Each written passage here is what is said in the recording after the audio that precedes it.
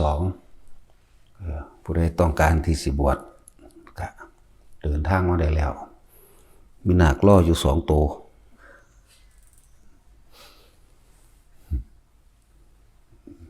บ่ต้องคิดยากบวชถือบัตรประชาชนมาโหลดตามกฎหมายก็ว่าอย่าเอาคดีมานำให้พ้นซะก่อนถ้าพ้นคดีแล้วบวชได้เบิดฆ่าคนมาเป็นหมื่นคนก็สร้างมาบวชโหลดว่าถ้ามันพ้นคดีนั่นแหละสถานนี้ให้โอกาสสำหรับทุกคนนั่นแหละแต่ว่าตัวเองจะให้โอกาสตัวเองบ่เท่านั้นแหละธรรมะแก้ปัญหาได้ทุกอย่างนั่นแหละสำหรับพวกนั้นมาฟังธรรมหรือว่าพวกมาฝึกนี่ก็ฝึกให้มันเป็นเบิดทุกอย่างโดดที่เขาเจ้าแนะนำพวกนักเรียนนักศึกษานี่หังเป็นตาฝึกเด้อการทรงฌานเจริญฌานหรือการเล่นต่างๆกระดาษออกจากผ้าก้อนหินปากกาฝึกคืบแขนตัวเองมื้อนี่จึงเรียนรู้ออกกับผู้เขาสิฝึกให้มันสิมีผลมีประโยชน์แบบใดหังรู้ดอกหลายอย่างที่เฮาฝึกเฮาเล่นมันเป็นการทรงฌานเจริญฌานเป็นการรักษาจิตที่เป็นกุศลเด้อพวกเขาฝึกเฮ็ดกระดาษออกจากผ้าไรก้อนหินหรือปากกาหรือหลายๆอย่างที่ใหญ่ขึ้นแม้กระทั่งเอาตัวเองออกได้ตัวเองก็ทะลุห้องออกได้มื้อนี้บางคนเขาฉลาดเด้เขาไปต่อยอดเอาเองการคืบผ้าแม้กระทั่งการทำจิตนิ่งๆให้ว่างเวลาไปสอบเขาใส่ได้ผลมาหลายคักตัวได้อยู่นี่บ่ได้แม่นน้อยเด้เวลาไปสอบนี่เทศจิตนิ่งๆว่าบ้างแม้ชั่วขณะ2 วินาทีนึงเด้เขาสิรู้คำตอบเขาสิตอบเอาเองเขาสิตอบขึ้นมาจากสิ่งที่เขารู้นั่นแหละนี่สำหรับผลดีของพวกนักเรียนนักศึกษาทั้งหลาย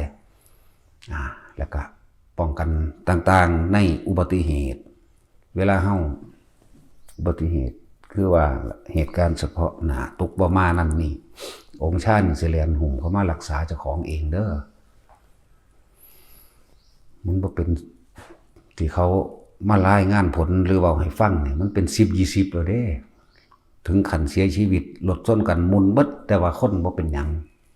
ตกเหวเป็นนับผิกนับกลิ่งบ่ได้พวกอยู่พิษณุโลกพวกอยู่ขอนแก่นพวกอยู่โคราชนี่ยกตัวอย่างแม้กระทั่งรถส้นกันอัดประตูเข้าไปจังซี่เขาก็สามารถทะลุดันออกมาได้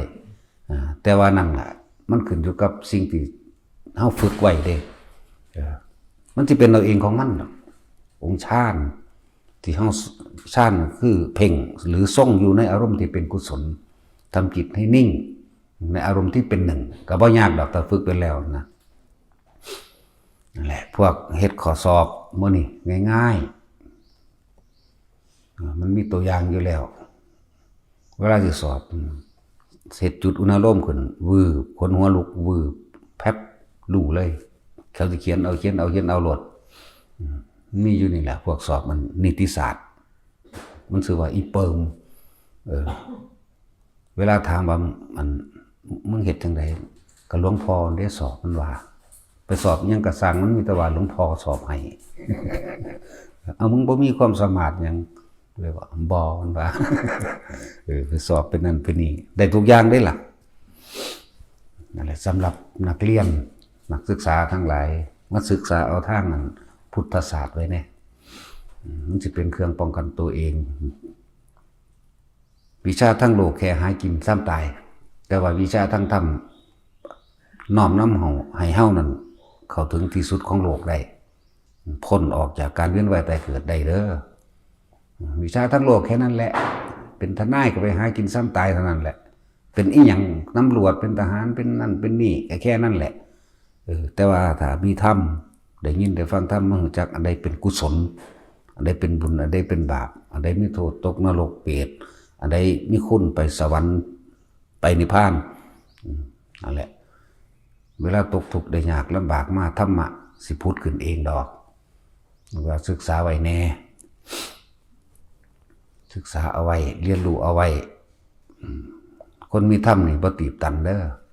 หนทางในการทำมาหากินในอาชีพการงานการเงินอย่างกระสร้างบ่ตีบตันพวกนี้ยิ่งฝึก ทรงชาติเจริญชาติพวกนี้เงินบ่ขาดมืองานก็บ่ขาดถึงตัวอย่างมีเยอะแยะอยู่ในที่เขามาเฮ็ดแล้วนี่แหละบางคนอย่าเพิ่งไปคิดว่าเฮ็ดจังใดมันสิได้เฮ็ดจังใดมันสิเป็นมาฝึกเอาให้มันเป็นซะก่อนแล้วสิฮู้คุณสมบัติของมันที่ตัวเองรับรสชาติแห่งธรรมนั่นเองดอกเฮาสิเป็นผู้รู้เอาเองแต่เฮามาฝึกมาหัดปฏิบัติได้แล้วจิตนิ่งเป็นจังใดทรงชาติเจริญชาติโดยอานาปานสติเฮ็ดจังใดอยู่นี่ก็มีคู่ฝึกรองรับไว้ให้สัก2 3 4พุ่นล่ะคนเป็นโรคป่วยเป็นโรคนั่นนี่มาฝึกเริ่มต้นแรกเขาจะค่อยๆฝึกหัดให้จับจุดอุณโลมได้แล้วนะอุณโลมได้แล้วหน้าผากนุ่มน่วงแบบนี้ขึ้นหัวได้แบบนี้แล้วเขาก็สิฝึกให้ร่างกายมันสั่นวิธีการปรับธาตุให้สมบูรณ์ธาตุก็คือร่างกายนั่นแหละป่วยเป็นโรคอย่างถ้าโรคลมในท้องเกี่ยวกับเลือดลมบ่ดีมันก็สิปรับของมันธาตุไฟบ่ดีมันก็ปรับเองดอกดินน้ำไฟลมบางหันบางนี้ธาตุน้ำหมายถึงเลือดเฮาอุดตันสมองตีบตันเป็นไม่เกณฑ์ไขมันอุดตันหรือมะเร็งทุกชนิดมาฝึกเอาโรคหัวใจมื้อนี้ได้ทั้งนั้นฝึกแล้วอยู่แล้วก็เฮ็ดตามผู้คู่ฝึกเขาฝึกให้เอาพวกเขาเป็นนั่นแหละเขาเป็นโรคมาแล้วเขาฝึกของเขาเองแล้วเขาหายก็เอาผู้จังสั่นล่ะมาฝึกให้คือเอาผู้มีประสบการณ์จริงเป็นเรื่องจริงของเขาก็จะถ่ายทอดความรู้สึกจริงให้เองดอกเพราะว่าเขาเป็นเองเขาฝึกเองเขาหายเอาเองเขาก็สิน้อมนำวิธีที่เขาเป็นนั่นแหละมาสอนเรามาแนะให้และมีประโยชน์หาที่สุดบ่ได้เด้อประโยชน์ทั้งธรรมเลยนะบ่แม่นเล่นๆได้อันแค่ว่าเฮ็ดกระดาษออกจากผ้าเฮ็ดหินออกเฮ็ดปากกาออกหรือเฮ็ดสิ่งที่ใหญ่ขึ้นจริงทั้งหลายเหล่านี้เห็นบ่เวลาแม้นกระทั่งว่ารถแล่นนี่ตกรถคือมีคนหุ่มไว้เหมือนกับอันใดอันหนึ่งอุ้มออกเวลามันสิถือส้นหรือถือกระแทกตกรถนิ่มๆก็มีเด้แปลกประหลาดบ่ล่ะหังบ่มีใครอยากตกดอกแต่ว่าเขาตกรถแล่นปุ๊บรถแล่นไปข้างนั้นจักอีหยังหลังมันหงายลงไปปุ๊บนี่คล้ายๆกับพ่นอุ้มไปสโลว์ไปก็ไปว่างไว้จังซี่ก็มีเด้รถพลิกรถกิ่งตกนั่นนี่ตกเหวคนเด้ว่ามันน้อยๆเด้เขาอยู่ในโตรถเขาสิอยู่ตรงกลางรถก็พลิกไปคนก็อยู่กลางเหมือนเดิมมุนเบิดรถส้นกันต่อ2ต่อ3ต่อมื้อนี้มีเบิดมีตัวอย่างอยู่นี่ล่ะบักอ้วนบักปามรถส้นกันมันอยู่กลางเขาส้นมันทั้ง2คันเลยจังซี่มันก็รอดมาบ่เป็นหยังหลายโพดลำเพิ่นมื้อนั้นพวกของพ่อของจักแน่รถเชิญบี้เข้าไปแต่ว่าตัวคนพารถออกมาได้นั่นแหละเพราะว่าเขาฝึกของเขาเองบ่ถึงฆ่าตายมันก็บ่ตายนอกจากเบิดอายุแล้วก็ดีบ่เจ็บบ่ปวดบ่เจ็บบ่ปวดกระดูกกระเดี่ยวหรือเนื้อหนังยังถ้าถึงขั้นใช้ชีวิตเลินหน่อยนึงดอกถ้าถึงขั้นแค่ว่าสิบาดเจ็บบ่เป็นหยังเลยนิ่มๆนวลๆเลยเป็นหยังคือเน้นย้ำมันใจตอนที่เฮามีชีวิตอยู่นี่ก็บ่อยากให้ผู้ใดเจ็บปวดป่วยพิการแต่ตอนที่มีชีวิตอยู่อยากให้ทุกคนมีการเงินการงานอาชีพที่สุจริตตลอดทั้งมีธรรมอันเป็นเครื่องรักษาฉะนั้นเฮาต้องมาฝึกหัดปฏิบัติธรรมธรรมนี่ธรรมนี่สามารถออกจากทุกข์ออกจากโลกออกจากการเวียนว่ายตายเกิดได้และการฝึกทรงฌานเจริญฌานถ้าผู้ได้ฝึกแล้วก็ฮู้ดอกเหตุเจริญแห่งโภคทรัพย์คือการทรงฌานเจริญฌานอันนี้การเงินการงานก็บ่ขาดมือโรคภัยไข้เจ็บบ่ค่อยเป็นอารมณ์ก็บ่เคยร้อนแต่เก่าเฮาไปติดต่อการงานเฮ็ดนั่นเฮ็ดนี่ติดต่อคุยกับบุคคลจังซี่เฮาสิเอาอารมณ์เป็นใหญ่เฮาสิไปคาดหวังคาดคะเนไว้ว่าต้องได้แบบนั้นถ้ามันตกลงกันบ่ได้มันสิสูญใส่กันเมื่อสูญโมโหใส่กันก็สร้างความรุนแรงใส่กันเลยพลาดจากเงินนั้นงานนั้นหลายอย่างอยู่แบบในโดยแล้วถ้าเป็นสมบัติของเจ้าของโรกิยะสมบัติอันเป็นสุจริตก็อยู่ในเฮาเองโลกุตระสมบัติอันเป็นหนทางออกจากการเวียนว่ายตายเกิด ก็จะเป็นหนทางของเฮาเองนั่นแหละจังว่าผู้ใดมาฝึกเอาเงินซื้อบ่ได้สิ่งเหล่านี้เงินซื้อบ่ได้เด้ออำนาจก็บังคับเอาบ่ได้นายกรัฐมนตรี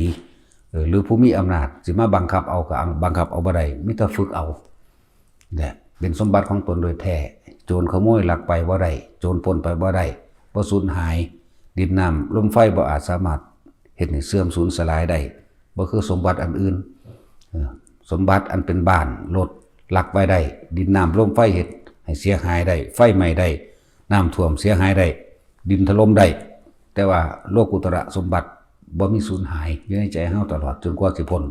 จากการมาเกิดนั่นแหละพอ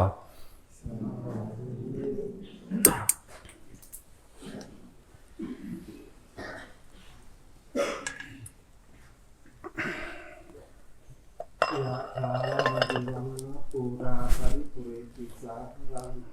เอวะเมวะ